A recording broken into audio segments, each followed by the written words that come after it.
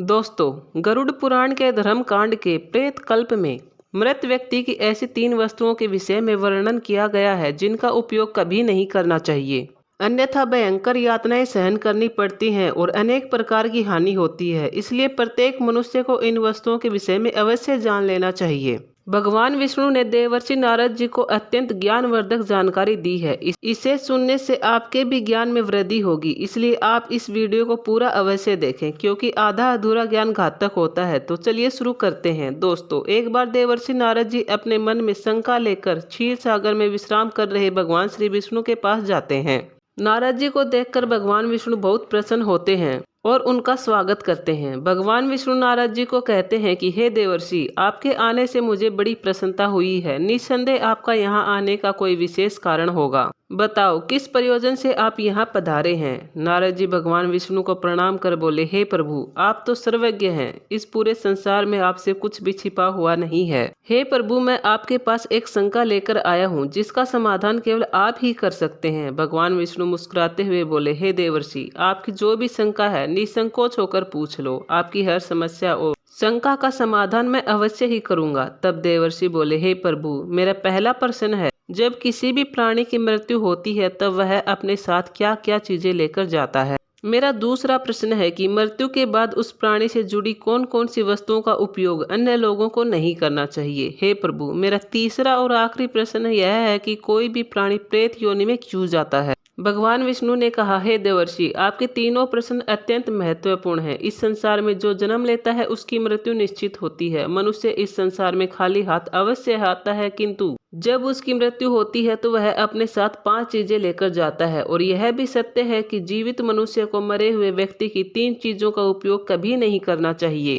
मनुष्य के द्वारा कुछ ऐसी गलतियां हो जाती हैं जिससे उसे या उसके परिजन को प्रेत योनि में जाना पड़ता है। हे देवर्षि, आपके इन तीनों प्रश्नों का उत्तर देने से पूर्व एक राजा और प्रेतों की कथा सुनाता हूँ, जिससे आपके सभी प्रश्नों का समाधान हो जाएगा। आप इस कथा को ध्यान से सुनना। तब देवर्षि बोले, हे प्रभु, मैं ध्यान पूर्वक आपकी कथा सुनने के लिए तैयार हूँ। कृपया आप मुझे वह पवित्र कथा सुनाएं।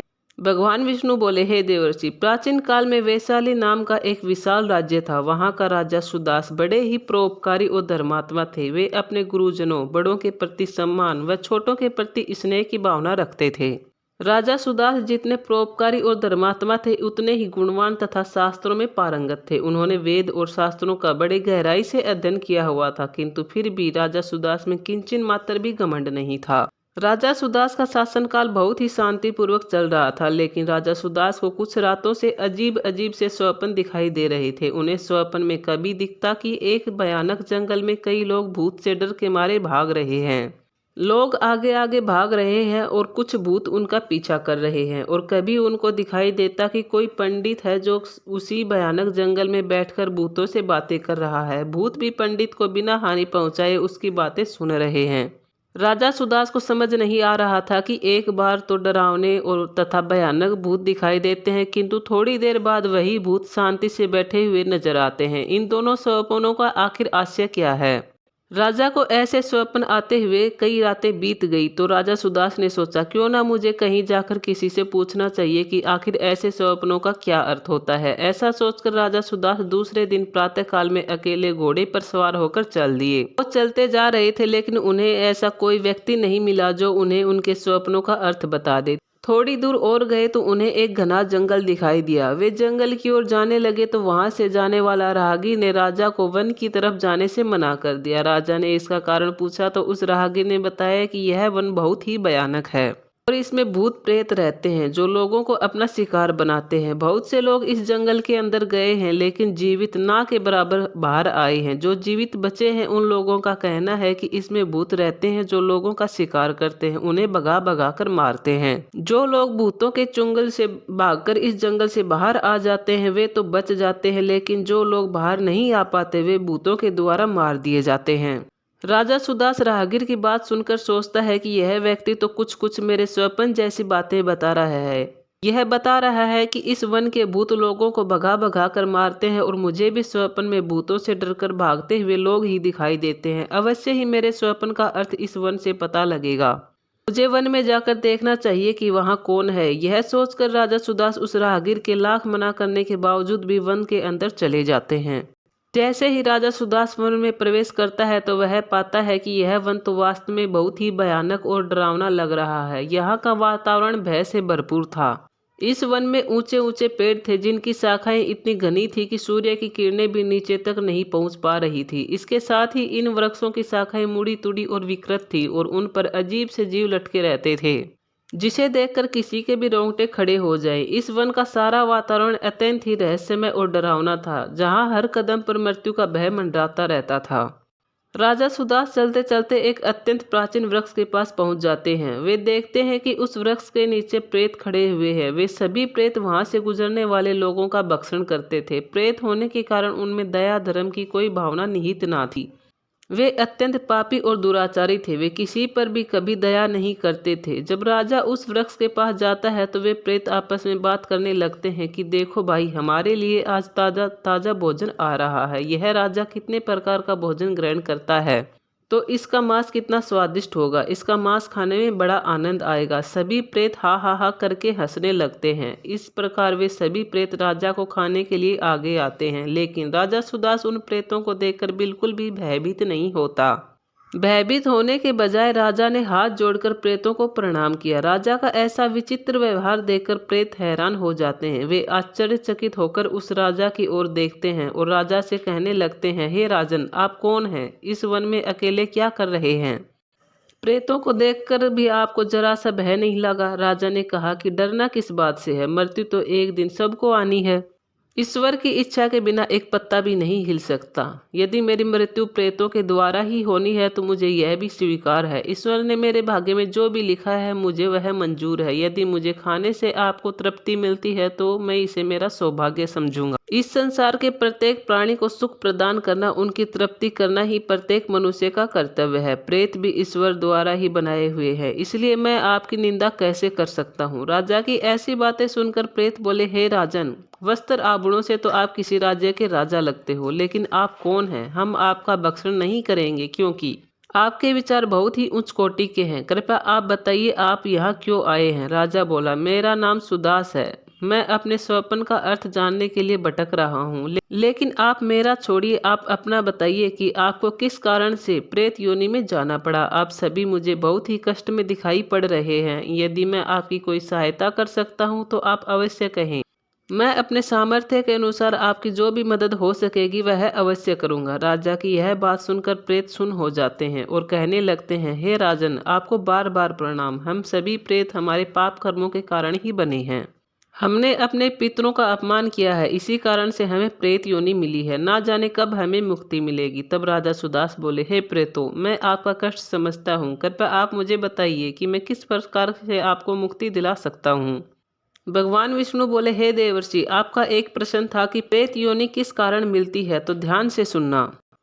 उन सभी प्रेतों ने राजा सुदास को उनके प्रेत योनि मिलने का कारण बताने लगे। एक प्रेत बोला, हे राजन, मैं हमेशा दूसरों का बचा हुआ और जूठन खाया करता था।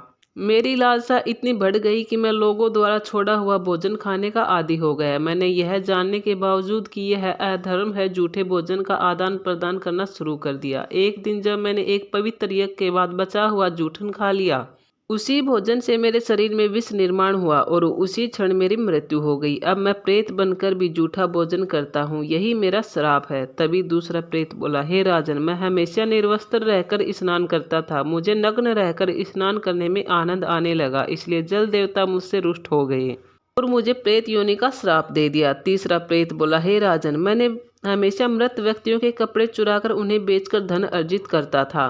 मरे हुए लोगों के कपड़े मैं खुद भी पहन लेता था। मेरे इस अधर्मपूर्ण कार्य को देखकर देवताओं ने मुझे श्राप दिया कि मेरी मृत्यु शमशान में होगी और मुझे प्रेत योनि मिलेगी। चौथा प्रेत बोला, हे राजन, मैंने कभी अपने पितरों का सम्मान नहीं किया, उनके लिए कभी पिंडदान तर्पण नहीं किया। इस कारण मेरे पितरों की आत्मा को शांति नहीं मिली और वो मेरे कारण कष्ट में रहने लगे। मेरे पितरों ने ही मुझे प्रेत योनि का श्राप दिया है। पांचवा प्रेत बोला, हे राजन, मैं मांसाहारी था। मैंने एक बार गाय के मांस का भी सेवन किया था। मुझे मांसाहार व हत्या में आनंद आता था। केवल मांसाहार के लिए मैंने अनेक जीवों की हत्या की थी। इसी कारण देवताओं ने मुझे प्रेत योनि में जाने का श्राप दे दिया। तब राजा सुदास बोला, हे प्रेतो, मैंने आपको प्रेत योनि क्यों मिली ये तो मैंने जान लिया, लेकिन मैं आपकी किस प्रकार मदद कर सकता हूँ। तब वो प्रेत बोले, हे राजन, हम आपको अपने अपने वंश के बारे में बताते हैं। आप हमारे ही वंश के किसी पुरुष से हमारा पिंडदान व तर्पण करवा दीजिए, जिससे हमें प्रेत योनि से मुक्ति मिल जाएगी। राजा ने उन प्रेतों के वंश के बारे में जानकर वहां से उन्हें मुक्ति दिलाने का वचन देकर चले जाते हैं। राजा सोचने लगता है कि प्रत्येक मनुष्य का यह निहित कर्म है कि वह अपने पूर्वजों को मुक्ति दिलाने के लिए कार्य करे। राजा उन प्रेतों के वंशजों को खोजकर सभी से बारी बारी पिंडदान व तर्पण करवाता है। उसी समय राजा देखता है कि जिस पंडित की देख रेख में यह पिंडदान करवाया जा रहा है, उस पंडित के दोनों तरफ प्रेत शांति से बैठे हुए हैं। यह दृश्य राजा के दूसरे सोपन जैसा था। अब राजा को समझते देर ना लगी कि ईश्वर ने इन प्रेतों की मुक्ति दिलाने के लिए मुझे ही चुना था। राजा ने ईश्वर का धन्यवाद किया और सभी प्रेत योनि से मुक्त हो जाते हैं। भगवान विष्णु बोले, हे देवर्षि, अब आप अपने पहले प्रश्न की कि मृत्यु के बाद मनुष्य अपने साथ क्या क्या लेकर जाता है का उत्तर सुनिए। हे देवर्षि, वैसे तो मनुष्य पाप और पुण्य साथ लेकर जाता है, लेकिन कुछ चीजें ऐसी भी हैं जिन्हें मनुष्य अपने साथ लेकर जाता है। पहली है कामना, दूसरी है वासना, तीसरी है कर्म, चौथा है कर्ज, पांचवा है भक्ति। भगवान विष्णु बोले, हे देवर्षि, यह 5 चीजें आत्मा से जुड़ी रहती हैं और ये मनुष्य के दूसरे जन्म में उसके साथ जाते हैं। इन्हीं के आधार पर मनुष्य का जन्म स्थान, वंश आदि निर्धारित होते हैं। भगवान विष्णु बोले, हे देवर्षि, अब आपका आखिरी प्रश्न कि मरे हुए व्यक्ति की कौन कौन सी वस्तुओं का उपयोग नहीं करना चाहिए। हे देवर्षि, ऐसी 3 वस्तुएं हैं जिनका उपयोग मनुष्य को भूलकर भी नहीं करना चाहिए। पहला है कपड़े। मरे हुए व्यक्ति के कपड़े पहनने से मृत व्यक्ति की आत्मा उस व्यक्ति से जुड़ जाती है। इससे मृत व्यक्ति की यादें उस व्यक्ति को सताने लगती हैं। मनुष्य मृत व्यक्ति के कपड़ों को याद के तौर पर अपने पास रख सकते हैं, लेकिन उन कपड़ों को भूलकर भी शरीर पर धारण नहीं करना चाहिए। दूसरा है गहने। मृतक व्यक्ति की आत्मा का आभूषण के प्रति लगाव अपने कपड़ों से ज्यादा होता है। जो व्यक्ति मृतक के गहने धारण करता है तो ऐसे में मृतक परिजन की ऊर्जा उस व्यक्ति के साथ जुड़ जाती है। इसलिए मृतक व्यक्ति के गहनों को पहनना नहीं चाहिए, लेकिन इस गहनों को गलाकर नए तरीके से बनवाकर पहन सकते हैं। तीसरा है मृतक व्यक्ति की माला। जब इंसान जीवित रहता है तब अपनी माला से मंत्रों का जाप करता है। उसकी माला ही उसके जीवन भर के पुण्यों की कुंजी होती है। मृत्यु के बाद उस माला को किसी जीवित मनुष्य को धारण नहीं करना चाहिए। उनकी माला को पवित्र नदी के जल में प्रवाहित कर देनी चाहिए। तो इस प्रकार भगवान विष्णु ने अत्यंत महत्वपूर्ण ज्ञान दिया है। उम्मीद है आपको यह जानकारी पसंद आई होगी। अगर आपको ये वीडियो अच्छा लगा हुआ हो तो लाइक और सब्सक्राइब करना, क्योंकि आपका एक लाइक और एक सब्सक्राइब हमें मोटिवेट करता है। इस तरह की वीडियो पाने के लिए बने रहे आपके अपने इस चैनल वास्तु मार्ग पर। धन्यवाद।